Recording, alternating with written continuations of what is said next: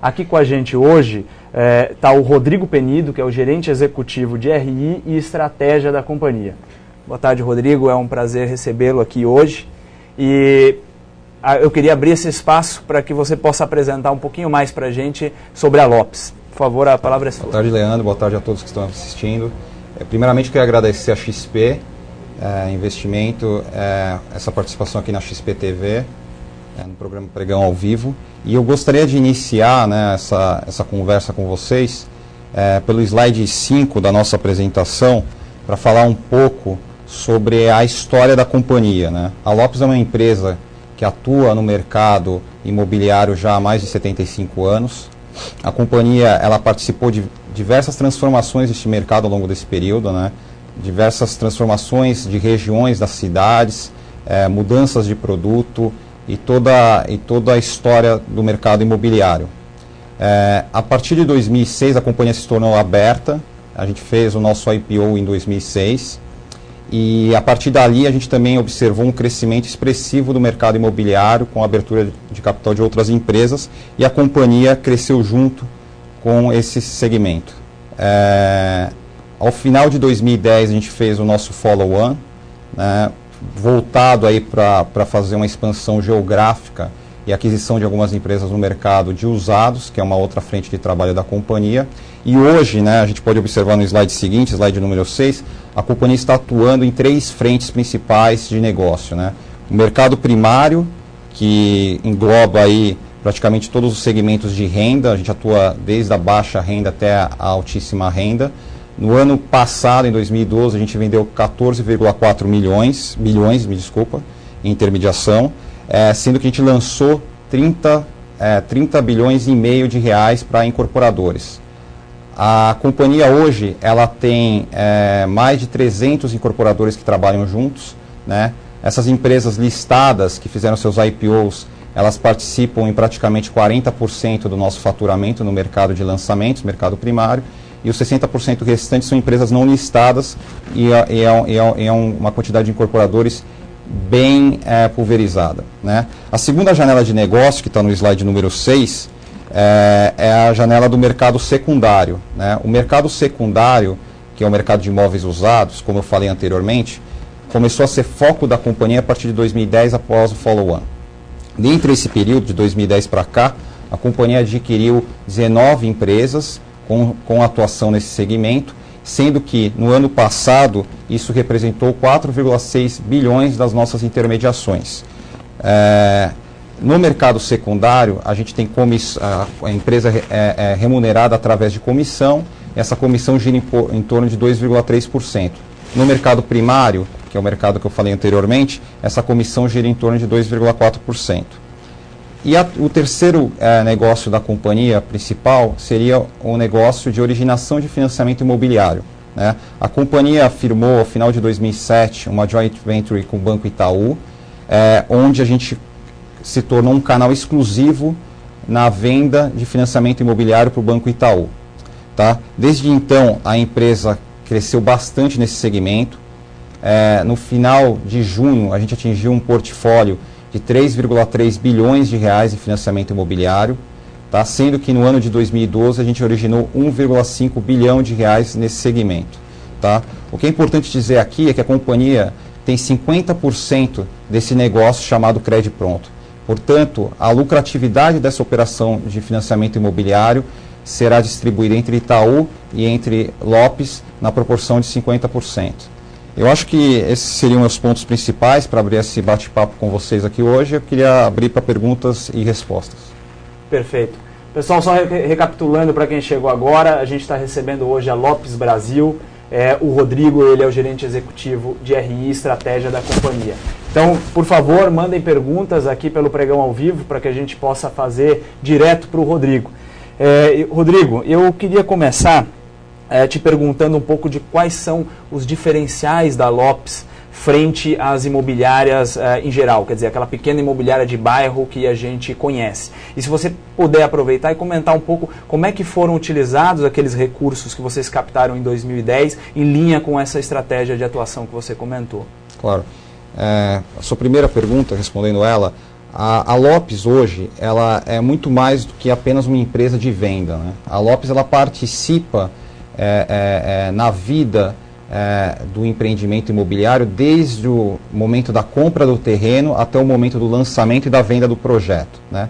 Pela estrutura que a companhia tem hoje, ela consegue prover uma prestação de serviço para o incorporador, para o nosso cliente, que atende ele na necessidade que ele precisa para entender o bairro, o mercado onde ele vai atuar, e também a gente consegue prover para esse cliente a força de venda para fazer a venda do produto, né? Hoje a gente tem mais de 16 mil corretores no Brasil, a gente está atuando em 9 estados e no Distrito Federal, e essa base de informação que a companhia centraliza com todos os clientes que passam pelos showrooms ou que passam pelo site da companhia ajuda muito na hora de formatar o produto imobiliário. Então eu acredito que hoje o grande diferencial da companhia é exatamente isso, é o know-how que a companhia adquiriu nesses mais de 75 anos no mercado, e ela consegue entregar isso em uma prestação de serviço muito boa para o incorporador, o que faz dele se tornar um cliente pela empresa de longo prazo, né? E a sua segunda pergunta em relação ao follow-on, a gente resolveu fazer esse follow-on em 2010, vendo uma grande oportunidade no mercado secundário, né, o mercado de imóveis usados.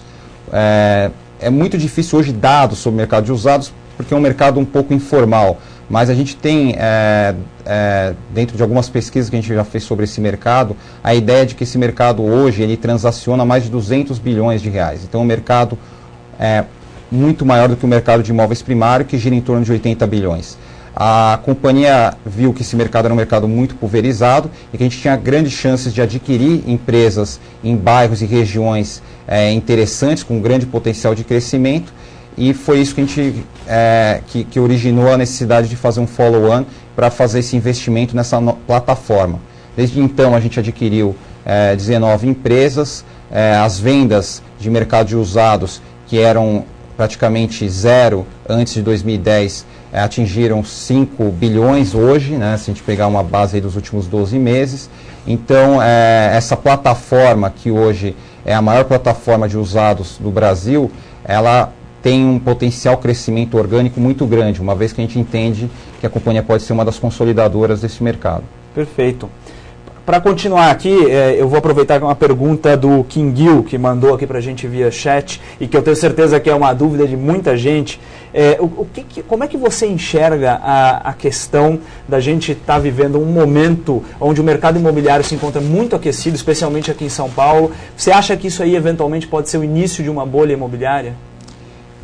A questão, né, que é uma questão até que vem à tona muitas vezes, até em comparações que não fazem muito sentido com os Estados Unidos, mas a questão da bolha imobiliária hoje para a companhia, ela inexiste, né? A gente não entende que a gente esteja enfrentando em nenhuma região esse tipo de problema, né?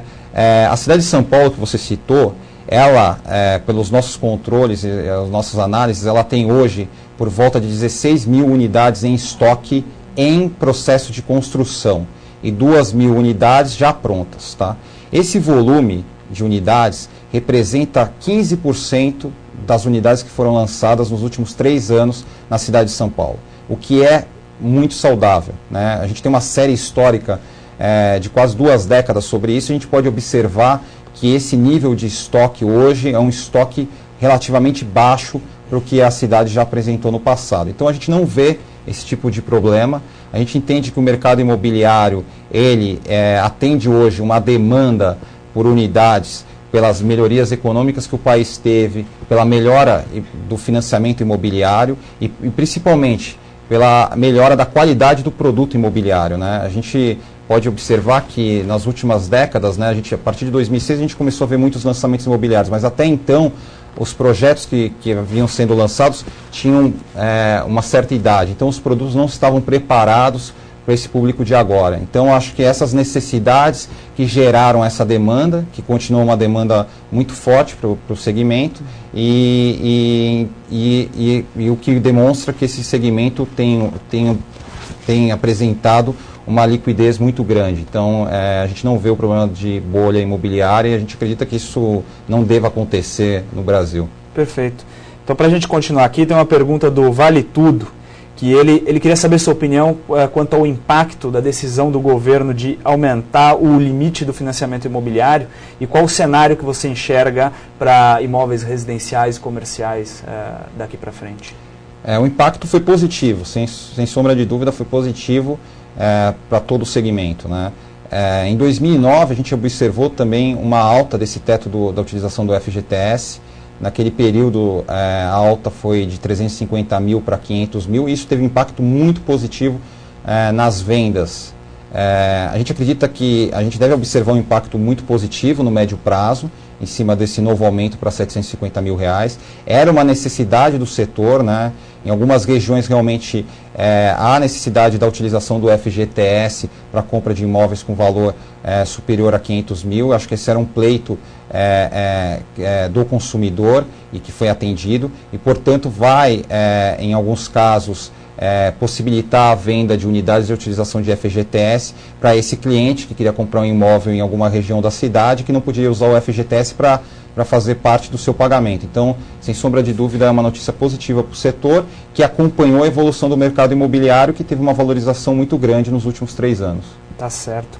A gente tem uma pergunta aqui do Trindade, ele tá querendo falar um pouco sobre as ações da companhia e ele queria saber sua opinião também, a que você atribui o movimento lateral que as ações fizeram, quer dizer, há algum tempo estão mais ou menos no mesmo patamar e ele queria que você comentasse um pouco a esse respeito. A companhia, desde o seu IPO lá em 2006 até hoje, a gente pode observar pelo market cap que a companhia sofreu uma valorização muito boa e acima da média que o setor teve, né? Nos últimos 2 anos, né, principalmente ali no 2012, a gente começou a ter, né, no setor imobiliário alguns problemas pontuais de alguns incorporadores em busca de geração de caixa, empresas listadas que começaram a ter que frear um pouco a estratégia de crescimento que tinha sido muito agressiva. Acho que isso acabou impactando o mercado acionário como um todo. Algumas empresas sofreram mais, outras menos, mas isso impactou inclusive as empresas que fazem intermediação imobiliária, que é o nosso caso da LPSB3. Porém, dado que a gente, nas conversas que nós temos com investidores, cada vez mais a gente evidencia que a performance de venda contratada da companhia vem apresentando crescimento, eu acredito que esse período que a gente viu das ações pode se tornar um período positivo no futuro.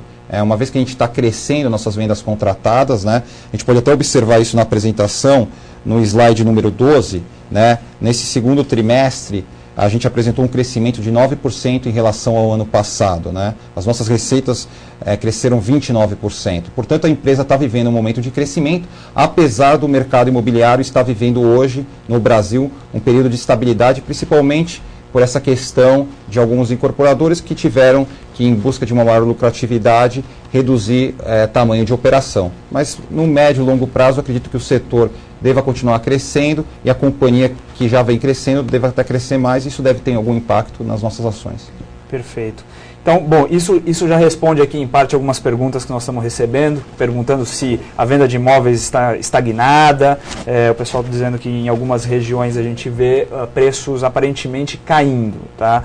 E tem pergunta aqui se você acha que ainda tem mais espaço para valorização dos imóveis na cidade de São Paulo. Então, se puder fazer um rápido panorama aqui também sobre essas questões.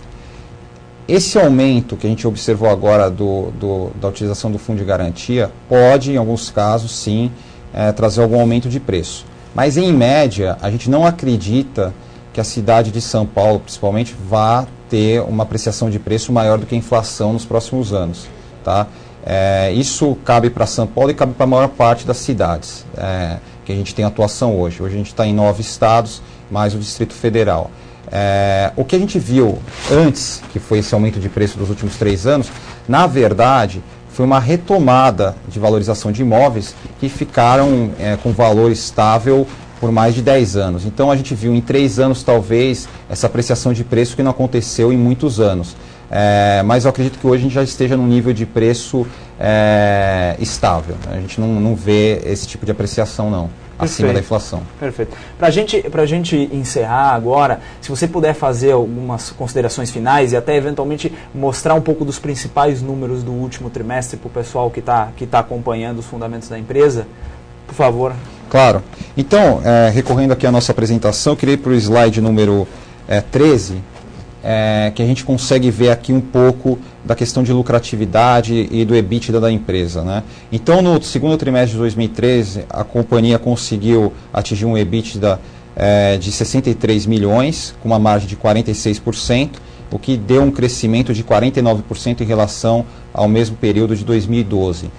Em termos de lucratividade, nosso lucro foi de 40,6 milhões, com uma margem líquida de 30%, crescimento de 43%. Eu queria ressaltar que a companhia vive um momento muito saudável, né? A LPS Brasil é uma empresa de prestação de serviços, portanto, a companhia não tem dívida, a gente não tem nenhum tipo de endividamento. O único endividamento que a gente tem são os pagamentos ao ocorrer das aquisições, que não compromete hoje nosso caixa. A companhia não tem nenhuma necessidade atualmente de captar dinheiro para pagar as aquisições. Nós somos uma empresa geradora de caixa, portanto, no médio prazo, a gente deve aumentar o pagamento de dividendos, né? Nesse primeiro momento aí de crescimento, a gente estava focando em investimentos no mercado secundário, mas a gente acredita que no médio prazo a gente deva cada vez mais pagar mais dividendos aos nossos acionistas. E eu gostaria também de ressaltar um pouco em relação à estrutura acionária da companhia. A Lopes, como eu falei no início, ela surgiu há mais de 75 anos. Hoje ela tem praticamente 55% das ações da empresa na mão da família Lopes e 45% no mercado em geral. A gente vem trabalhando muito próximo dos clientes para melhorar a liquidez das ações. Hoje a gente tem uma liquidez média de aproximadamente 5 a 6 milhões, que é uma liquidez boa para o investidor, e a gente acredita que é uma excelente oportunidade dos investidores que gostam do mercado imobiliário, tanto no mercado de lançamento, que está mais em exposição, quanto no mercado de usados, que a gente acredita é uma oportunidade de crescimento muito grande, quanto ao mercado de financiamento imobiliário, que ainda hoje é um mercado pequeno em relação ao PIB do país, né? Comparação clássica que a gente faz é que hoje o financiamento imobiliário representa 5% do PIB, né? Isso poderia ser 10% no médio prazo. Então, pela parceria que a gente tem com o Banco Itaú, a gente também é uma oportunidade de investimento com base no crescimento do financiamento imobiliário. Acho que é isso. Eu queria agradecer aí a XP e as pessoas que nos assistiram nesse programa, e deixo em aberto aqui todos os canais de comunicação da companhia com o mercado, tanto o e-mail quanto o site de RI da Lopes, para a gente ter conversas futuras aí sobre o desenvolvimento do nosso negócio no mercado em geral. Obrigado, Rodrigo. Agradecer a sua presença aqui hoje. Obrigado, pessoal que nos assistiu, e até o próximo programa.